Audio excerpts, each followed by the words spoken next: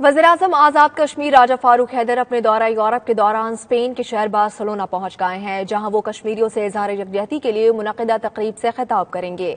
देखेंगे शाहिद अहमद शाहिद की रिपोर्ट।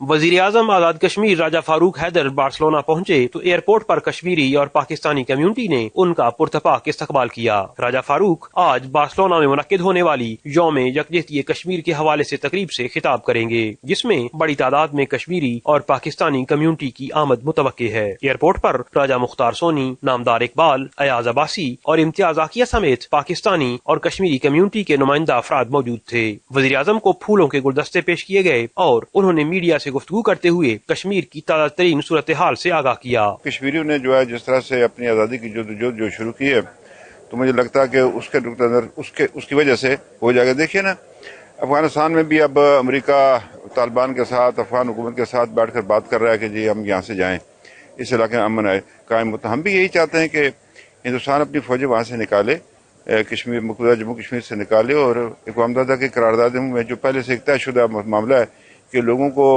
हक खुद इरादे दिया जाए, तो उसको वो दे ताकि मसला ख़त्म हो। और ये जो हिंदुस्तान और पाकिस्तान में जो 1.5 अरब लोग हैं, हम भूख का शिकार है, इफलास का शिकार है, गुर्बत का शिकार है, तालीम की कमी है, रोज़गार के हमारे मसाइल हैं, बढ़ती हुई आबादी है। तो ये अल्लाह करे कि ये पैसा जो है फिर इस तरफ खर्च हो, और बजाय इसके कि हम एक दूसरे के खिलाफ हलाकत की चीज़ें कायम करके पैदा बनाकर तो हम एक दूसरे का मुकाबला करें, तो हम इस तरह क्यों ना मुकाबला करें। इसके बाद वजीर आजम को कौंसलेट ऑफिस बार्सिलोना में कौंसलेट के अमले से मिलवाया गया और वहाँ काम के तरीक़ेकार से आगाह किया गया। कौंसल जनरल अली इमरान चौधरी ने वजीर आजम को वेलकम किया और दोनों के माबैन कश्मीर इशू और वहाँ इंसानी हुकूक की पामालियों से मुताल्लिक गुफ्तगू हुई। जबकि कश्मीरी रहनुमा राजा यूनुस की तरफ से शाम मकामी रेस्टोरेंट में पुरतकल्लफ डिनर का एहतमाम था, जिससे खिताब करते हुए वजीर आजम आजाद कश्मीर का कहना था, और वो उसे तस्लीम नहीं किया।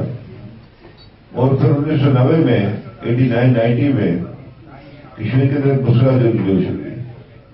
अक़वाम मुत्तहिदा की करारदादों के मुताबिक, यूएन चार्टर के मुताबिक, अगर कोई जाया काबिज कुव्वत आपको आपके जमहूरी हक से महरूम करती है, तो आपको इख्तियार है कि आप उसके खिलाफ इख्तियार भी उठा सकते हैं।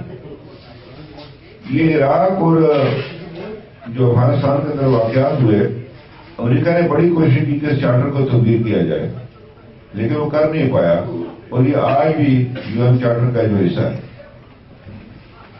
तो अब मैं आपसे करना चाहता हूं कि वो भी किया, उसके बाद फिर बंदूक को भी छोड़ा, फिर डायलॉग की बात की, लेकिन हिंदुस्तान के मुजालिम में कोई कमी नहीं आई। आखिर में कश्मीर की आज़ादी और आज़ादी की खातिर जानें कुर्बान करने वाले शोहदा की रूह के इसाले सवाब के लिए दुआएं की गईं।